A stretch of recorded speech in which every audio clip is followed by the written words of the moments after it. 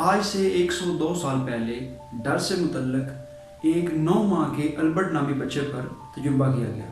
اس تجربے کے 3 مقاصد تھے۔ پہلا مقصد اس بچے کو جانور دکھا کے اور اس کے ساتھ کچھ مصنوعی آوازیں سنا کر ڈر پیدا کیا جائے۔ پھر یہ مقصود تھا کہ پہلے دکھائے گئے جانور سے ملتے جلتے کوئی اور جانور یا چیزیں دکھا کر کیا بچے کے اندر ڈر پیدا کیا جا سکتا ہے، اور اگر ڈر پیدا ہو جائے تو کتنے دنوں تک یہ ڈر موجود رہتا ہے۔ سب سے پہلے بچے کو چوہا، خرگوش، بندر اور کچھ ماسک وغیرہ دکھائے گئے۔ ان سب چیزوں کو دیکھنے کے باوجود بچے کے اندر کسی قسم کا کوئی ڈر پیدا نہیں ہوا۔ اس تجربے کے اگلے مرحلے میں بچے کے آگے ایک چوہا رکھا گیا۔ جب بچہ اس چوہے کو ٹچ کرنے لگتا تو اس کے ساتھ ہی جان واٹسن اور اس کی ٹیم ہتھوڑے کے ذریعے کچھ آوازیں پیدا کرنا شروع کر دیتی۔ یہ آوازیں اس قدر زوردار ہوتی کہ بچہ رونا شروع کر دیتا۔ کچھ دنوں تک تجربہ کرنے والے جان واٹسن اور اس کی ٹیم نے یہ پروسیس جاری رکھا، یعنی جس وقت بچے کے سامنے وہ چوہا رکھا جاتا، عین اسی وقت زوردار آوازیں پیدا کی جاتی اور بچہ رونا شروع کر دیتا۔ اب بچے کے اندر ڈر پیدا ہونا شروع ہو گیا۔ چند دنوں کے بعد آوازیں پیدا کیے بغیر اس بچے کو چوہا دکھایا گیا اور اس چوہے کو دیکھتے ہی بچے نے رونا شروع کر دیا۔ کچھ دنوں کے بعد اسی ماحول کے اندر بچے کو خرگوش، بندر اور کچھ ماسک وغیرہ دکھائے گئے اور بچے نے ان سے بھی ڈرنا شروع کر دیا، اور یوں ایک مصنوعی طریقے سے بچے کے اندر وہ ڈر بیٹھ گیا جس کا حقیقت سے کوئی تعلق نہیں تھا۔ اسے سوشل کنڈیشننگ کہتے ہیں، اور یہی کچھ ہمارے ساتھ ہوتا ہے۔ ہم نے بھی اپنے اندر ایسے کئی قسم کے ڈر پال رکھے ہیں جن کا حقیقت سے شاذ و نادر ہی تعلق ہوتا ہے، اور بہت سارے ڈر ہمیں ہمارے معاشرے سے ورثے میں ملتے ہیں۔ آج میں اس ویڈیو کے اندر ڈر کی تمام اقسام پر بات کرنے والا ہوں، اور یہ کہ ڈر پیدا ہونے کی وجوہات کے ساتھ ساتھ اس کے قابل عمل حل پیش کرنا چاہتا ہوں۔ انسان بنیادی طور پر 3 قسم کے ڈر کے ساتھ پیدا ہوتا ہے: اونچائی کا ڈر، جھٹلائے جانے کا ڈر اور اونچی آواز کا ڈر۔ یہ تینوں ڈر ہمارے اندر ہماری حفاظت کے لیے رکھے جاتے ہیں۔ یہ ڈر ہمیں تباہی سے بچانے، ہمیں اپنی حفاظت کرنے اور کسی بھی ناخوشگوار صورتحال کا سامنا کرنے یا اس سے دور ہٹ جانے میں ہماری مدد کرتے ہیں۔ اس کے ساتھ ساتھ کچھ ایسے ڈر جو حقیقت پر مبنی ہیں، ان سے ڈرنا بھی ہمارے فائدے کے لیے ہوتا ہے۔ اگر ہمارے سامنے کوئی خونخوار جانور آ جائے تو اس سے ڈر ایک حقیقی ڈر ہے۔ اسی طرح اگر ایک انسان کو تیراکی نہیں آتی تو گہرے پانی میں کودنے کا ڈر ایک حقیقی ڈر ہے۔ تجربات اور مشاہدات کی بنیاد پر ہم کچھ ایسے فیصلے کرنے سے ڈرتے ہیں جو ہمیں نقصان کی طرف لے جا سکتے ہیں، تو یہ ڈر بھی ایک حقیقی ڈر ہے۔ تو اس قسم کے ڈر انسان کے اندر ہونے ضروری ہیں، اسی سے ہی اس کی بقا ممکن ہے۔ لیکن مسئلہ تب درپیش آتا ہے جب ہم اپنے اندر خیالی ڈر پیدا کرنا شروع کر دیتے ہیں، ایسے ڈر جن کا حقیقت سے کوئی تعلق نہیں ہوتا۔ انہیں آپ انٹرنل فیئرز، امیجنری فیئرز یا سائیکالوجیکل فیئرز کہہ سکتے ہیں۔ اس قسم کے ڈر کا ماخذ حقیقت کے برعکس آپ کا خیال ہوتا ہے۔ ڈر کے یہ خیالات ہمارے دماغ میں ہی پیدا ہوتے ہیں جن کے پیچھے کوئی ٹھوس وجہ نہیں ہوتی۔ مثلا ایک آدمی یہ سوچنا شروع کر دے کہ ابھی زلزلہ آ جاتا تو کیا ہوتا، اگر سانپ میرے سامنے آ جاتا تو میں کیا کرتا، اور انسان اپنے دماغ کے اندر ایک خیالی صورتحال پیدا کر کے اپنے لیے مشکلات کھڑی کرتا چلا جاتا ہے۔ ہم اپنی زندگی میں جتنے بھی قسم کے ڈر کا سامنا کر رہے ہیں، ان تمام قسموں کے ڈر کی بنیاد صرف 3 ڈر ہیں۔ سب سے پہلا ڈر ناکامی کا ڈر ہے۔ ناکامی کے ڈر کے اندر مسترد کیے جانے کا ڈر، شرمندگی کا ڈر، تصادم یا سامنا کرنے کا ڈر، یا پبلک سپیکنگ یعنی لوگوں کے سامنے بولنے کا ڈر وغیرہ شامل ہوتے ہیں۔ ناکامی کے ڈر کے شکار لوگ آپ کو کچھ یوں کہتے نظر آئیں گے: اگر میرے حالات میرا ساتھ دیتے تو میں آج بہت کامیاب شخص ہوتا، اگر مجھے فلاں قسم کی چیزیں میسر ہوتی تو میں اپنے مقصد میں کامیاب ہوتا، میرے پاس کچھ خاص نہیں ہے، میرے بہت سارے مسائل ہیں، جب تک حالات اچھے نہیں ہوتے میں تب تک کچھ نہیں کر سکتا، اور جب تک آپ ایک کام کو بہت اچھے طریقے سے نہیں کر سکتے تب تک اسے کرنے کا کوئی فائدہ نہیں۔ اور اس قسم کے جتنے بھی ڈر ہیں، سب کی بنیاد یہ ہے کہ وہ شخص ناکامی سے بھاگ رہا ہے۔ ناکامی کے ڈر میں سب سے بڑا ڈر لوگوں کے سامنے بولنے کا ڈر ہے۔ آئیے دیکھتے ہیں کہ پبلک سپیکنگ یعنی لوگوں کے سامنے بولنے کے ڈر کے پیچھے وجہ کیا ہے۔ ہم میں سے بہت سارے لوگ کانفیڈنس کی کمی کا بہانہ بنا کر یا قابلیت کا بہانہ بنا کر پبلک سپیکنگ کرنے سے ڈرتے ہیں۔ پبلک سپیکنگ نہ کر سکنے کی وجہ ہماری انا ہے۔ اگر میں کچھ غلط بول گیا تو لوگ میرا مذاق اڑائیں گے، مجھے پہ ہنسیں گے، تو مطلب وہ شخص شرمندگی سے ڈر رہا ہوتا ہے، اور ہم شرمندہ اس لیے نہیں ہونا چاہتے کیونکہ اس کے پیچھے ہماری انا کار فرما ہوتی ہے۔ اور انا کا یہ غلاف انسان کو بہت سارے ضروری کام کرنے سے روکے رکھتا ہے۔ تو اس ڈر کے خاتمے کا سب سے پہلا حل اپنی ذہنیت کو بدلنا ہے۔ ہمارا دماغ کچھ اس طرح وائرڈ ہے کہ یہ ہمیں تکلیف سے بچنے اور خوشی کے پیچھے بھاگنے کی تلقین کرتا ہے، لیکن دنیا میں جتنے بھی کامیاب لوگ ہیں ان کا نظریہ اس سے تھوڑا ہٹ کے ہے۔ ان کے نزدیک ناکامی کامیابی کے لیے بہت ضروری ہے۔ وہ ناکامی کو کامیابی کا ایک ضروری حصہ گردانتے ہیں، لیکن تکلیف تو کوئی بھی پسند نہیں کرتا۔ اسی وجہ سے ہماری ساری زندگی تکلیف سے دور بھاگتے گزر جاتی ہے۔ ہمیں بچوں کے اندر ناکامی کا ڈر پیدا کرنے کی بجائے ناکامی کی صورت میں اس کا سامنا کرنے کی ترغیب دینی چاہیے۔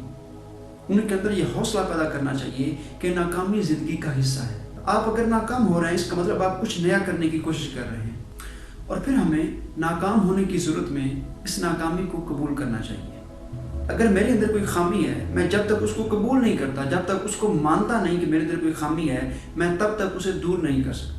اگر آپ اپنی پوری ایفرٹ کرنے کے باوجود، آپ اپنا 100% دینے کے باوجود فیل ہو جاتے ہو، آپ نے اس ڈیوریشن میں اپنی ویلیوز پہ کمپرومائز نہیں کیا، اپنے رولز پہ کمپرومائز نہیں کیا، اور اپنی پوری ایفرٹ دی، اس کے باوجود اگر آپ فیل ہو جاتے ہو، تو پھر اس صورت میں آپ کو اللہ پر توکل رکھنے کی ضرورت ہے۔ شاید اس ناکامی میں آپ کے لیے کوئی بہتری پوشیدہ ہو، تو ایکسیپٹ کیجیے، قبول کیجیے، اور ناکامی کو کامیابی میں بدلنے کے لیے اپنی جدوجہد کو جاری رکھیں۔ دوسرا اندرونی یا خیالی ڈر کامیابی کا ڈر ہے۔ کامیابی کے ڈر کے اندر استقامت یعنی ڈٹے رہنے کا ڈر، ذمہ داری کا ڈر، مشکلات کا سامنا کرنے کا ڈر اور تبدیلی کا ڈر شامل ہیں۔ دراصل کامیابی کے ڈر کے پیچھے بھی ہمارے دو بنیادی ڈر موجود ہوتے ہیں، جن میں جھٹلائے جانے کا ڈر اور اونچائی سے گرنے کا ڈر سر فہرست ہے۔ اس قسم کے ڈر کے شکار لوگ آپ کو کچھ یوں کہتے نظر آئیں گے کہ جب میں کامیاب ہو گیا تو لوگوں کی مجھ سے توقعات بڑھ جائیں گی، اگر میں کامیاب ہوتا ہوں تو مجھ پر بہت زیادہ ذمہ داری عائد ہو جائے گی، اور ہو سکتا ہے آنے والے وقت میں وہ ذمہ داری نبھانے کے قابل نہ بن سکوں۔ اگر میں کامیاب ہو جاتا ہوں تو لوگ مجھے مغرور کہیں گے۔ میں ایسا کچھ بھی نہیں کرنا چاہتا جہاں میرا دل نہیں لگتا۔ اسی طرح کے کئی فضول خیالی ڈر انسان کو اس ڈر کا شکار کر دیتے ہیں۔ تو اگر کوئی شخص کامیابی کے ڈر کا شکار ہے تو اس کو سب سے پہلے تجزیہ کرنے کی ضرورت ہے۔ اس کو اپنا کاسٹ بینیفٹ انالیسس کرنا چاہیے۔ وہ سوچے کہ اگر میں اس ڈر کا سامنا کرتا ہوں تو مجھے کون کون سے فائدے حاصل ہو سکتے ہیں، اور اگر میں پیچھے ہٹ جاتا ہوں تو مجھے کون کون سے نقصانات کا سامنا کرنا پڑتا ہے، اور پھر اس لسٹ کا موازنہ کیا جائے اور اس کے مطابق اپنا لاہ عمل تیار کیا جائے۔ کامیاب لوگوں کا کہنا ہے کہ جب بھی آپ ڈر کا سامنا کرنے کے فائدے اور نقصانات کا موازنہ کریں گے تو آپ ہمیشہ ڈر کا سامنا کرنے کو ترجیح دیں گے، اور جو شخص اس ڈر کو فتح کر جاتا ہے کامیابی اس کا مقدر بن جاتی ہے۔ تیسرا خیالی ڈر موت کا ڈر ہے، اور یہ ڈر سب سے بڑا ڈر ہے۔ آئیے اس موت کے ڈر کے پیچھے 4 وجوہات ڈسکس کرتے ہیں۔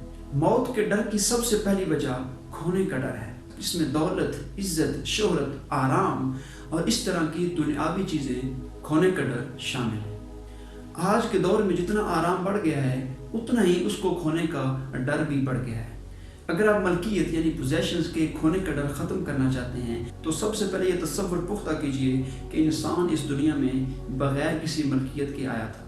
تاریخ میں تھوڑا پیچھے جائیں تو اس وقت مہلک بیماریوں کا بہت کم علاج دستیاب تھا، اور اس کے ساتھ ساتھ جنگیں ہوا کرتی تھیں، اور لوگ اپنے آپ کو ہر وقت لڑنے کے لیے یا مرنے کے لیے تیار رکھتے تھے، اور موت کا اتنا زیادہ ڈر نہیں پایا جاتا تھا۔ لیکن اب چونکہ پوزیشنز بہت زیادہ بڑھ چکی ہیں تو جتنی زیادہ سیکیورٹی، آرام اور پوزیشنز بڑھتی جا رہی ہیں اتنا زیادہ ہی ان کو کھونے کا ڈر بھی بڑھتا جا رہا ہے۔ موت کے ڈر کی دوسری وجہ خواہشات کا خاتمہ ہے۔ تو جس شخص کے اندر بھی یہ خواہش باقی ہے کہ اس نے ابھی اپنی پوری زندگی نہیں جی، اس کو بھی بہت کچھ اچیو کرنا ہے، بہت سارے کام کرنا باقی ہیں، تو اسی وجہ سے بھی وہ موت سے ڈرتا ہے۔ اس کے اندر خواہشات کا انبار ہے۔ ستم گری یہ ہے کہ ایک خواہش ایک نئی خواہش کو جنم دیتی ہے، اسی طرح قبر میں جانے تک انسان کے ساتھ خواہشات کے خاتمے کا ڈر موجود رہتا ہے، جو کہ موت کے ڈر کی ایک وجہ ہے۔ موت کے ڈر کی تیسری وجہ اپنے پیاروں کو کھونے کا ڈر ہے۔ انسان جس چیز کو جتنی زیادہ اہمیت دیتا ہے یا جس چیز کے جتنے زیادہ قریب ہوتا ہے وہ اس کو کھونے سے اتنا زیادہ ڈرتا ہے۔ میرے خیال میں اس ڈر کو پالنے کے بجائے ہمیں اپنے پیاروں کے ساتھ جو وقت میسر ہے اس وقت میں جو ہو سکے ان کے لیے کیجیے۔ اگر وہ آپ کے والدین ہیں تو ان کی خدمت کیجیے، اگر وہ آپ کے بہن بھائی ہیں تو ان کے ساتھ اچھا سلوک رکھیے، اگر کسی کا دل دکھا دے تو اس سے معافی مانگ لیجیے۔ آپ اپنی طرف سے اپنی ایفرٹ پوری کر دیں، اس کے بعد آپ اللہ کی ذات پہ چھوڑ دیں، تاکہ کل کو کوئی نہ کوئی آپ کا پیارا اگر آپ سے جدا ہوتا ہے تو آپ کے اندر کم از کم یہ ریگریٹ موجود نہ رہے کہ کاش میں نے اس سے معافی مانگ لی ہوتی، کاش میں نے اس کی خدمت کر لی ہوتی، کاش میں اس کے ساتھ اچھے رویے سے پیش آیا ہوتا۔ تو ڈر کو چھوڑیے اور میدان عمل میں آئیے اور اپنے آپ کو ایک اچھا فیملی ممبر پیش کیجیے اور حضور کی اس حدیث پر عمل کیجیے جس میں آپ صلی اللہ علیہ وآلہ وسلم نے تلقین فرمائی کہ تم میں سے اچھا وہ ہے جو اپنے گھر والوں کے لیے اچھا ہے اور میں اپنے گھر والوں کے لیے سب سے زیادہ اچھا ہوں۔ موت کے ڈر کی چوتھی وجہ فیئر آف اننون ہے، وہ چیز جسے ہم جانتے نہیں، جس میں بھوت کا ڈر، مستقبل کے حوالے سے آنے والی پریشانیوں کا ڈر یا بذات خود موت کا ڈر شامل ہے۔ یہاں پہ میں خصوصاً والدین کے ساتھ ایک بات عرض کرنا چاہتا ہوں۔ ہم اپنے بچوں کو ڈرانے کے لیے اکثر ان نون چیزوں کا سہارا لیتے ہیں، باہر مت جاؤ بھوت آ جائیں گے، یہ نہیں کرو وہ ہو جائے گا، جیسے ہم بچوں کو بھوتوں کی کہانیاں سنا کر انہیں ڈراتے ہیں۔ ہر وہ چیز جس کے بارے میں انہیں معلوم نہیں ہے اس کے بارے میں ہم بچوں کے اندر ڈر پیدا کرتے ہیں۔ جو چیزیں بچوں کی حفاظت کے لیے ضروری ہیں وہ آپ ضرور کیجیے، لیکن بسا اوقات ہم بہت سارے ایسے ڈر بچوں کے اندر پیدا کر دیتے ہیں جن کا ایک تو حقیقت سے کوئی لینا دینا نہیں ہوتا اور دوسرا وہ ڈر بچے کے اندر ہمیشہ کے لیے رہ جاتے ہیں، اور پھر انہی چھوٹے چھوٹے پیدا کیے گئے ڈر کا نتیجہ ہوتا ہے کہ بچہ آگے جا کر کانفیڈنس کی کمی کا شکار ہوتا ہے۔ ہمیں بچوں کے اندر خیالی ڈر پیدا کرنے کی بجائے انہیں ڈر کا سامنا کرنے کی تلقین کرنی چاہیے۔ تو اس ڈر کا حل کیسے ممکن ہے؟ اگر آپ کسی بھی نامعلوم چیز کا ڈر ختم کرنا چاہتے ہیں تو سب سے پہلے آپ کو اسے جاننا ہوگا، آپ کو اس کے بارے میں معلومات حاصل کرنی ہے۔ اگر تاریخ کے اوراق پر نظر دوڑائی جائے تو ہمیں یہ سیکھنے کو ملتا ہے کہ وہ لوگ بھی اس دنیا میں گزرے ہیں جو جس چیز سے ڈرتے تھے اس کو پوجنا شروع کر دیتے تھے۔ لوگ سورج سے ڈرتے تھے، اس کو پوجنا شروع کر دیتے تھے۔ لوگوں نے آگ میں ڈر دیکھا، اس کو پوجنا شروع کر دیا۔ لیکن جیسے جیسے علم بڑھتا گیا ویسے ویسے ان تمام چیزوں کا ڈر ختم ہوتا گیا۔ اسی طرح اگر آپ نے کسی بھی ان نون چیز، وہ چیز جو خیالی ہے جس کا حقیقت سے کوئی تعلق نہیں ہے، اس کے بارے میں اگر ڈر ختم کرنا ہے تو آپ کو اس کے متعلق جاننا ہوگا۔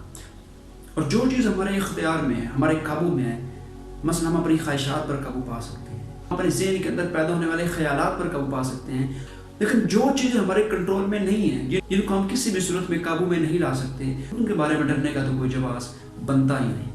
موت ایک حقیقت ہے اور ہر انسان کو اس کا سامنا کرنا ہے، اور بزرگ فرماتے ہیں کہ اگر آپ نے موت کا ڈر ختم کرنا ہے تو پھر آپ کو موت کی تیاری کرنی چاہیے۔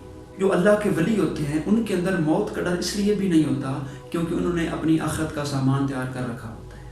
اب اگر ہم اپنے آپ سے ابھی سوال پوچھیں کہ کیا ہم موت کے لیے بھی تیار ہیں، تو یقیناً ہمارا جواب نہ میں ہوگا۔